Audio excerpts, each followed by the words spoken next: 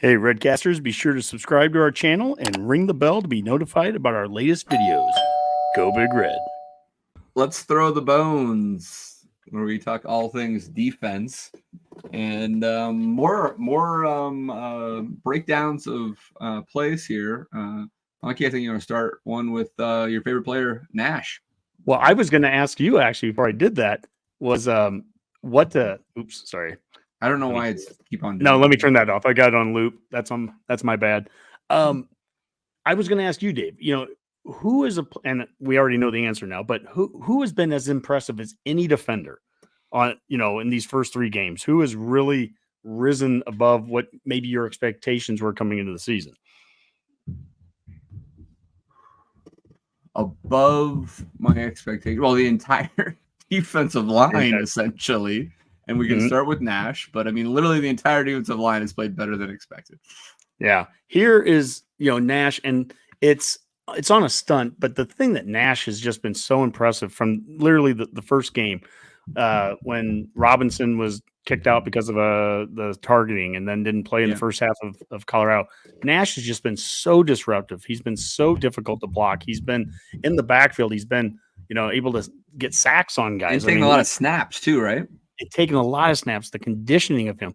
So here you see him as a nose tackle, and then he does a little stunt around the right side, and this blocker against him has no shot. And Hutmacher just gets around the end there and just, gobbles up a dude. Now, this is the first play of the game. And so this is a negative 2 yards. That's how Northern Illinois got off to a start. But I mean, Hutmacher just absolutely dominates this play. I mean, he's still getting blocked as he's making the tackle.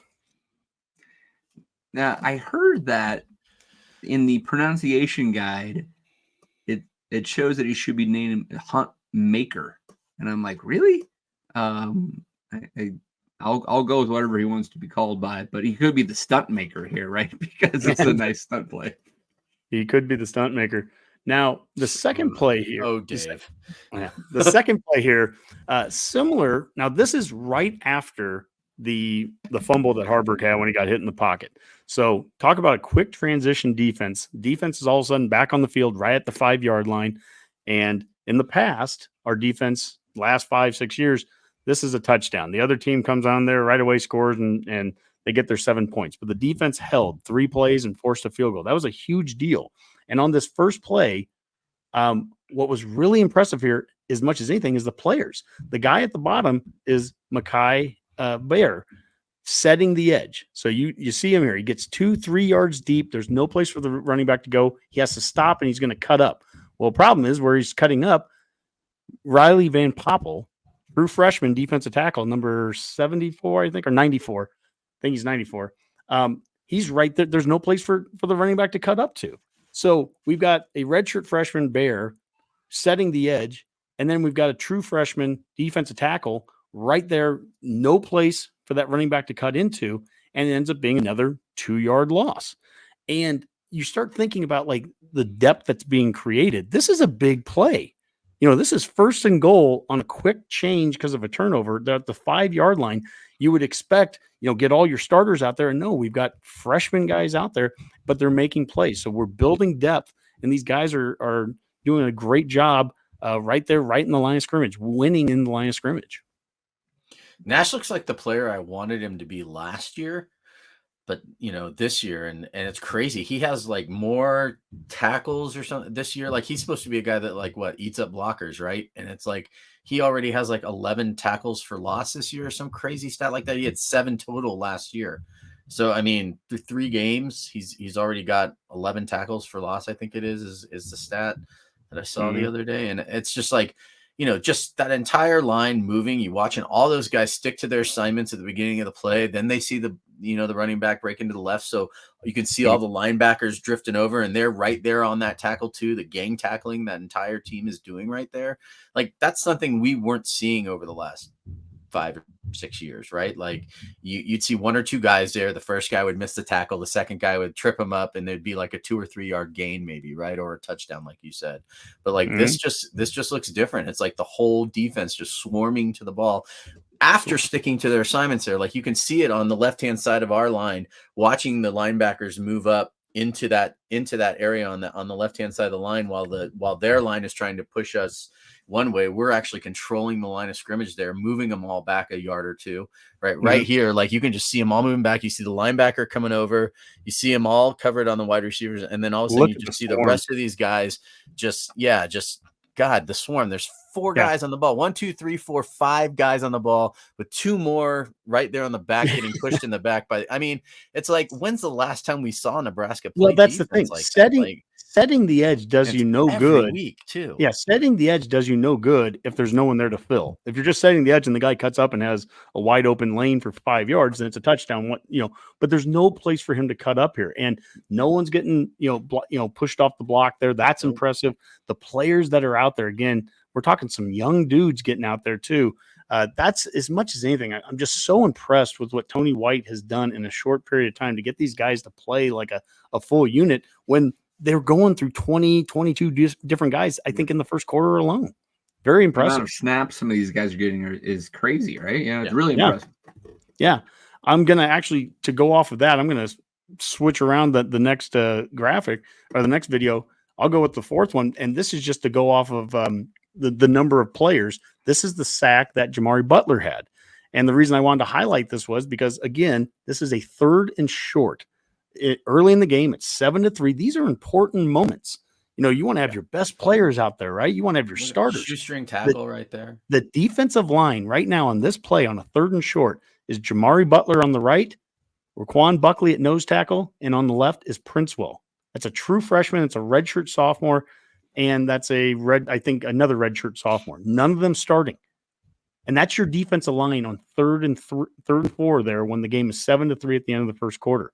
And we get a sack out of it. And the guy rushing in the bottom there, the jack, is Mekhi Bear. So there's a redshirt freshman. Well, my favorite part is watching that. Huge.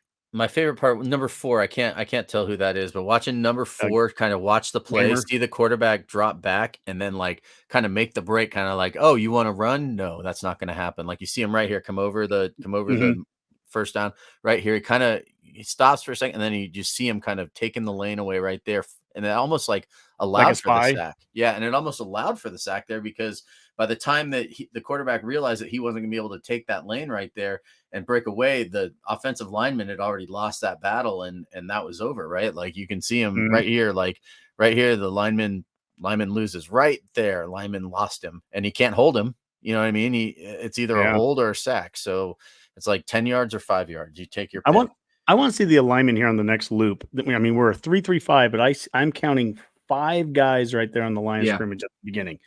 And the tight end is getting held up by the top outside backer there, almost picked by the ump. And then Reimer looks like, I think Reimer is spying the quarterback on this, the way it looks. Yeah, he comes up and wasn't going to allow the quarterback to run up to the left. There's a little bit of a gap, a little bit of a hole that the quarterback could run right there. If he wanted to run, he could run, but Reimer was there to get him. Now Butler breaks off that block. He starts to go to make the tackle. If he doesn't make the tackle, Reimer is certainly chasing, but also I'm not sure who the other guy was. If that was Borders or whoever, not Borders. Sherman. Yeah. So, I mean, it just illustrates what the defense is doing, which is Well, and they use the back judges. They use the back judge for a pick too on that one too, because there was even if they had thrown to the tight end, the back judge was going to get taken out on that one. So that was a really good containment by the back judge as well. Yeah. The last play I want to highlight here is one where Gifford comes up and makes the tackle on the quarterback and just darts through here and gets it. Now, first off, let's just look at alignment. So last play we talked about how there was 5 guys on the line of scrimmage. Let's look at where the alignment is at the beginning of this. They have 5 guys up, and then there's 2 linebackers essentially. Gifford, our rover, is one of those 2 backers. Boom. And he just darts in there and he gets him from behind. Now, what I like about this play and what I highlighted on Twitter about it was that think Michigan for a second. This is 7-on-7 inside the box football. They have 6 blockers there along the line, plus they have a running back. So they have what should be 7 blockers with the quarterback being the runner. So let me look at that one more time. Yes, they have the 5 linemen. They have the 6th they have like a tight end, and then they have the running back. So they should have 7 blockers against what we would have as 7 players as well. So let's loop it and let's see what our defense is. We have 5 guys on the line, 2 backers. They're going to run it with the quarterback. If that running back can get to Gifford and lead block on him, they should at least have a hat for a hat on the ball. But the running back ends up getting nobody, and Gifford just shoots up. I mean, look how fast he came. This is the thing that caught my eye when I was watching it live, is how fast he darted through there. That running back didn't have a chance. And it's a sure tackle. That's the other thing that this defense has been doing. They don't miss tackles. The patience there too, though. Also, I mean, okay, yeah, this is obviously slow motion, but I like the slow motion because you can see he pauses right here, pauses, and then boom, sees that the quarterback's going to keep it and makes that break. Right where you said the running back had no chance. It's because the running back didn't even think he was going to make that break, but he stood there, he watched, he saw the quarterback keep it, and then he took the direct line there. Right, so even if the running back had tried to make the block, right, the running back realizes, oh God, that's my guy. He would have never made it there in the first place to get there because he's thinking he was going to be blocking somebody completely different. And then, he makes that break in right here, right here at the yard line to gain, right? He kind of pauses for a second and then realizes it and makes that break in right there. And it's great because that patience, instead of overcommitting and maybe running in thinking that maybe the linebacker was going to have the ball, he waits, sees that the quarterback's going to keep it, and then at that point, makes the tackle, which is beautiful tackle, by the way. And there's Vegas Jair said this is the play that Leonard got rolled up on. Yeah, geez, he did. One more loop of this. Watch the corner on top, our cornerback on the top of the screen right there on the 50.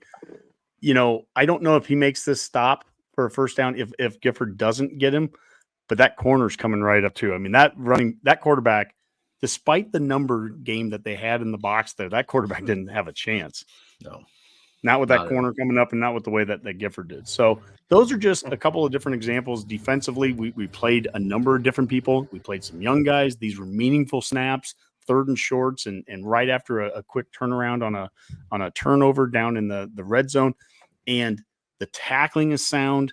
The guys are setting the edge. The guys are filling gaps. I mean, it's just really impressive to watch through 3 games. And so, I don't ever want to look past an opponent. We're not good enough to do that. We need to beat Louisiana Tech. But after Louisiana Tech, I'm telling you, I am so jazzed to do this show next week and have Michigan coming into town because we need – I feel like with our defense, we need to play Michigan. This is an opportunity. This is not a fear thing. We need to see how this defense is doing. All the things that we like, the effort, the tackling, the aggressiveness, the physicalness, we need to see it against a Michigan type of team. And who knows? I mean, Michigan could come out and run for 300 yards, right? They could. But I don't know. I like what I'm seeing defensively here, and I really think they're developing something that can defend against a lot of different styles of offense. So that 7-on-7 in the box one there, that was one to kind of focus on that. They wanted to run right up the middle and have numbers, and we still got to them. Yeah, I mean, I think to kind of wrap this up, I think the key to some of that defense, because I think it's going to be a great test to see them against Michigan or ultimately. Where a formerly Wisconsin team that would want to run the ball against us or Iowa, right? But it's also part of how well this offense can evolve to be complementary to that defense, right? Because I think if we could just simply hold onto the ball enough and get 21 points on the board, we can win some Big Ten games this year with this defense. But if we hang them out to dry with too many 3-and-outs and turn the ball over and giving the opponent short fields, et cetera, it may not look the same, right? So that's going to be the critical thing is complementary football, and that race to 6 is still on. I'm even seeing Iowa fans though, like on Twitter after today, those rushing stats, right, got put out showing Nebraska is like the top 10 in rushing defense, right? And even Iowa fans on Twitter are like, hey, like Iowa fans, Hawkeye fans, if you're worried about Black Friday, this is the stat you need to be worried about the most because this is, that's their game, right? So it's like we've got other teams noticing, right? Our own opponents. A long ways to go until Black Friday. Yeah, we do, but we're going to be not losing. I think Dave's point though, Dave's point about the turnovers, it's so critical. I mean, people need to understand how close Northern Illinois could have been to being a much different game. You turn the ball over 2 or 3 times, or when we did turn it over at the 5-yard line, the fact that we held them to a field goal instead of them just scoring a touchdown, making it 7-7. If Fedoni doesn't make that amazing third down catch right on the sideline when it's 14-3. There's so many moments in that game where we've seen past games that all it took is one or two things and it could have flipped on us. So you have one bad special teams play and all of a sudden it's 14-10 or it's 14-14. And instead, this defense holds them to 3, and the offense doesn't have any more turnovers, and then the defense just goes on to dominate. That's a clean game. That's a Big Ten West game, to Dave's point there. That's a type of game that's going to win a lot of games moving forward over the next 9. And I'm not eliminating anybody, Michigan included, from that list, but you've got to play that style of game.